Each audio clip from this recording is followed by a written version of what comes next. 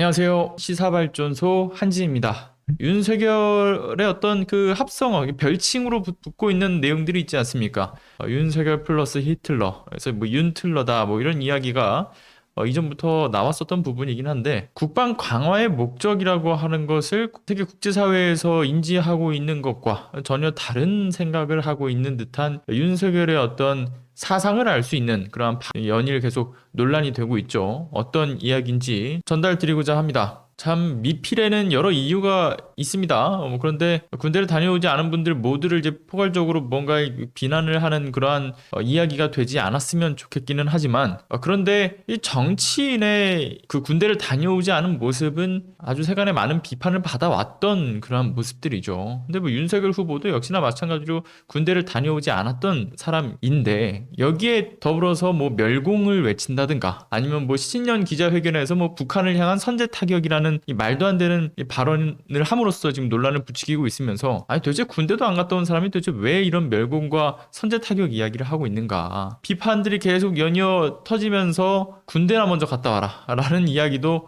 나오고 있는 것 아니겠습니까? 너무 허무맹랑한 소리를 하고 있기 때문인 거죠. 달파멸콩. 여러분들 그 달파멸콩을 이제 윤석열이 그 정치적 메시지로 들이밀었던 그러니까 이제 멸공의 의미로 그걸 정치적 메시지를 던지고 나서 최근에 이야기하고 있는 내용들 여러분들 알고 계시죠? 멸공의 의미로 이야기한 것이 아니다. SNS 담당자가 그런 것이지 자신의 의견이 아니었다. 해시태그는 달아본 적도 없다. 라면서 발뺌을 하고 있는 상황인데 그러한 멸공 논란에 이어서 선제 타격 이슈에 대해서는 과연 또 어떤 해명을 내놓을까? 전 사실 이 부분도 굉장히 궁금해지는 소식이었어요. 자, 그래서 이 관련된 소식을 일단 먼저 기사로 함께 보시고 나서 이야기를 더 진행해 보도록 하겠습니다. 기사를 먼저 함께 보시죠. MBC의 기사입니다. 윤석열 멸공 논란에 이어서 북 도발 조짐 시 선제 타격하겠다. 대북 강경 발언을 또다시 배설한 거죠. 자, 논란의 발언은 윤석열 후보가 신년 회견 도중에 이 외신 기자의 질문에 답하는 과정에서 나왔다라고 합니다. 북한의 미사일 도발 방지 계획을 묻는 질문에 선제 타격을 이야기한 것이죠. 그러면서 윤석열 후보 이렇게 답을 했습니다. 요격이 사실상 불가능하다. 그러면 그 조짐이 보일 때 킬체인이라고 하는 선제 타격밖에는 막을 수 있는 방법이 지금 없지 않느냐. 이 윤석열 후보가 얘기하고 있는 킬체인,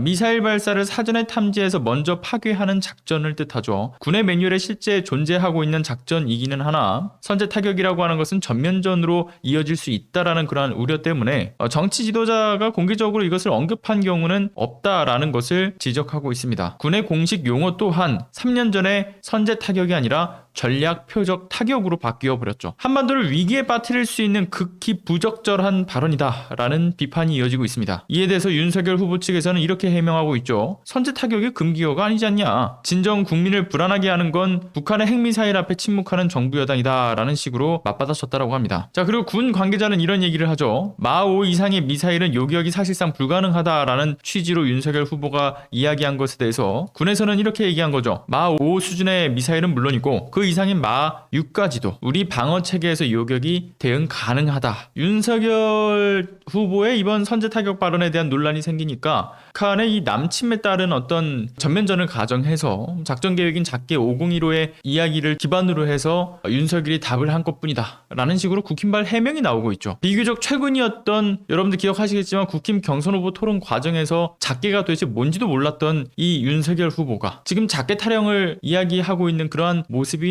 많은 사람들에게 있어가지고 참 우습다라는 평가를 받는 이유는 그간의 이 행보를 통해서도 여러분들이 충분히 배우셨던 부분들일 거라고 생각합니다. 자, 아무튼 이 작게 전시작전 통제권에 반한 이후의 전면전과 국지전, 그 밖에 북한의 어떤 대량살상 무기에 대한 대응이 이미 설계되어 있을 뿐만이 아니라 북한의 탄도미사일 발사 등과 같이 남침, 임박, 징후가 있으면 선제 타격하는 개념 역시 작게 5015에 이미 포함되어 있다. 이러면서 윤석열 후보의 망언에 이 국힘이 정말 열심히 지금 쉴드를 쳐주고 있는 그런 상황인데 그러나 이들이 빼놓고 이야기하고 있는 내용들이 있습니다. 자, 지난 박근혜 정부가 전작권에 대한 한국군의 어떤 한국군으로의 전환을 무기한으로 연기해버렸던 사실, 즉 전작권에 대한 반환조차 반대하고 가로막아왔던 이 정당이 누굽니까? 바로 국민의힘이죠. 그런데 이제 와서 전작권이 있어야 가능한 선제 타격에 대한 이야기를 한다는 것 자체가 굉장히 당황스럽게 만들고 있다 않는다라는 그러한 비판이 지적이 되고 있습니다. 게다가 전자권 없이도 선제 타격이 뭐 가능하다 이러한 논리로 이야기를 하기도 하고 있는데, 자 현재 한미가 어떤 지금 상황이죠? 지난 12월 달을 기점으로 해가지고 다시금 이 전자권과 대북 공조 그리고 새로 보완된 작계에 대한 이야기를 함께 이어가고 있습니다. 어떤 식으로 우리가 이것을 합의해 나갈까라는 것을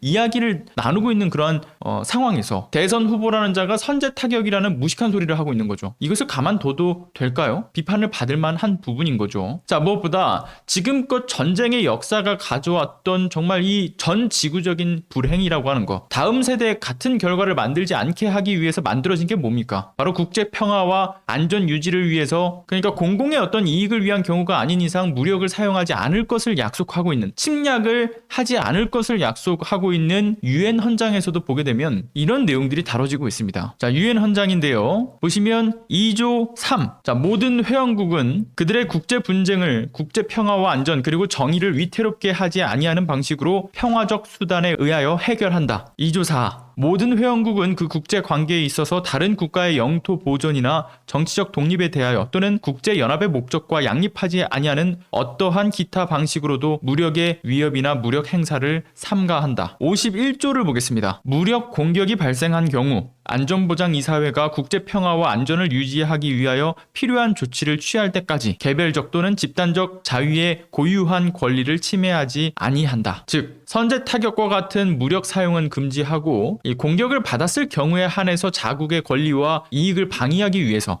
이 자위권에 대해서만 인정한다. 이러한 국제적 약속이 여러분들 보시는 유엔 헌장에서 확인하실 수 있는 부분인 거죠. 자, 그런데 이렇게 국제의 어떤 각국의 어떤 약속, 이러한 국제법도 위반하겠다라고 이야기를 하고 있는 겁니다. 누가? 윤석열 국민의힘 대선 후보가요. 심지어는 우리나라 헌법에서도 보게 되면 이러한 이야기들이 나오죠. 대한민국 헌법 전문에서 보게 되면요, 평화적 통일의 사명에 입각하여 정의, 인도와 동포애로서 민족의 단결을 공고히 하고 항구적인 세계 평화와 인류 공영에 이바지함. 그리고 대한민국 헌법 바로 4조에는 이런 내용이 있습니다. 대한민국은 통일을 지향하며 자유민주적 기본 질서에 입각한 평화적 통일 정책을 수립하고 이를 추진한다. 그리고 5조에는 이런 내용이 있습니다. 5조 1항. 대한민국은 국제 평화의 유지에 노력하고 침략적 전쟁을 부인한다. 자, 즉 윤석열은 검찰총장 때부터 헌법을 열심히 운운했습니다. 그런데 그렇게 헌법을 운운하더니만 선제 타격 등의 발언을 통해서 헌법 역시 부정하겠다라는 소리를 하고 있는 거죠. 자, 21세기 사회에서의 그 국방력 강화라고 하는 것의 목적은 무엇입니까? 이 바로 앞서 보셨던 유엔 헌장과 우리나라의 헌법에서도 보다시피 정말 수백 수천만의 목숨을 앗아갔던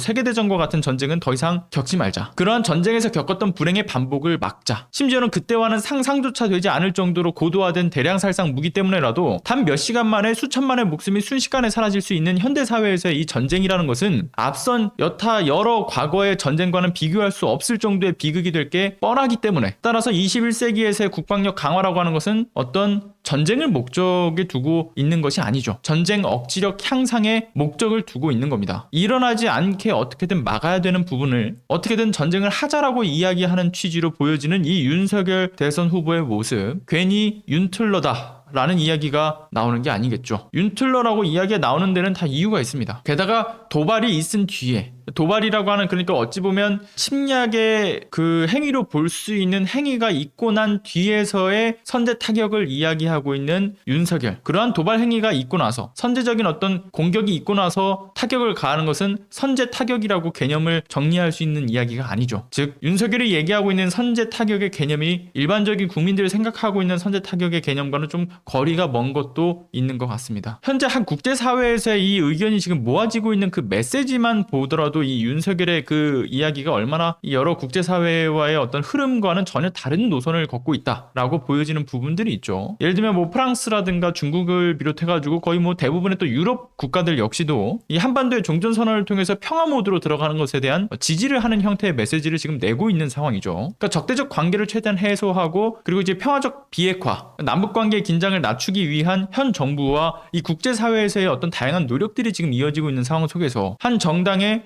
대선 후보라는 자가 선제 타격이라는, 그러니까 선제적으로 전쟁을 촉발시키는, 출발하는 그 키워드로 위협적인 발언을 함으로써 이 모든 것들을 물거품으로 만들려고 하고 있는 거죠. 자, 그런데 이런 심각한 발언에 대해서 어떤 사람들은 이런 이야기를 해요. 앞서 말씀드렸던 작게 502로 이것을 들먹이면서 윤석열은 원론적인 이야기만 한 건데 도대체 뭐가 문제가 되냐. 아니 어디까지나 그거 뭐 공격이 확실하다고 보여지는 위기 상황에서의 대처 방법일 뿐이지 않느냐. 특히나 국힘 측에서 이런 해명을 내놓고 있는 거죠. 자, 그런데 윤석열이 최근에 내놨던 그 메시지랑 연결해 보게 되면 과연 이들의 이 해명이 얼마나 무책임하고 뻔뻔한 소리인지는 여러분들이 충분히 인지하실 겁니다. 자, 정용진 그 신세계그룹 그 부회장, 멸공이라는 키워드를 이야기했고 그것을 받아다가 멸치와 콩을 통해서 멸콩은 이꼴 멸공이다라는 그 정치적 메시지를 내므로써 공산주의를 멸해야 된다, 죽여야 된다, 이런 취지로 전쟁을 암시하는 이야기를 했던 것이 누굽니까? 바로 윤석열이죠. 그리고 국민의힘이죠. 자, 그렇기 때문에 윤석열이 말하고 있는 선제 타격이라고 하는 키워드는 이러한 행보들을 종합해서 해석해야 되는 부분들인 거지, 신년사에서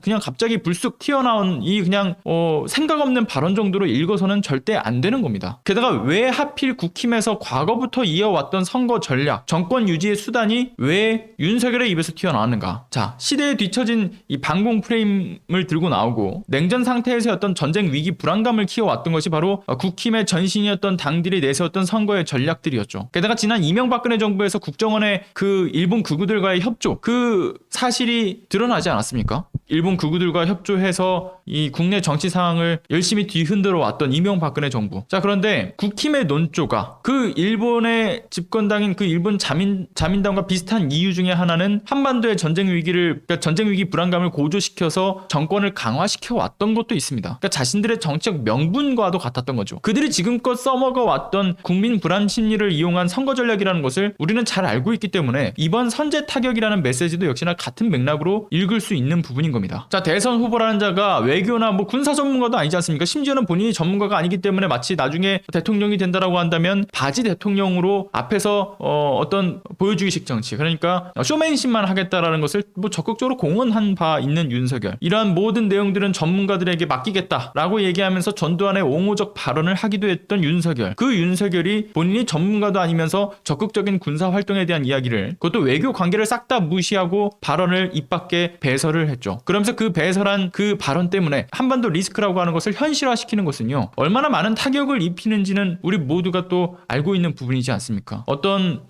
당장의 이 평화를 해치는 부분이라고만 뭐 볼 수도 있고요. 그 경제적인 어떤 상황에 비추어 보게 되면 우리나라 주식시장이라든가 해외 자본 유치에 대한 도움이 전혀 되지 않죠. 이들의 불안 심리 때문에 결국 주식시장은 계속해서 폭락하게 되고 결국 해외 자본들은 우리나라에 들어오려고 하지도 않을 겁니다. 그리고 국제사회가 추구하고 있는 평화 공존의 길에도 이탈하고 있는, 그러니까 사실상 국제 무대에서 자가 패싱을 하겠다라고 하는 이야기를 하고 있는 윤석열의 선제 타격 발언, 그냥 딱 국민들 목숨 가지고서 선거판에서 이 저울질하려고 하는 정치 집단인 국힘과 그들이 내세운 대선 후보답다라고 느껴지는 소식이 아닐 수가 없습니다. 오늘도 이렇게 응원해주시고 좋은 말씀 남겨주신 분들, 좋아요 눌러주신 분들, 활발한 채팅과 댓글, 그리고 구독 눌러주신 분들, 아무튼 모든 분들 진심으로 감사합니다.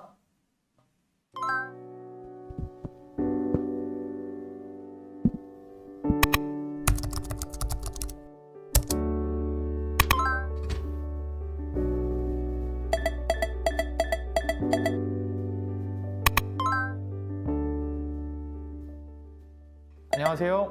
시사발전소 소장 한지입니다.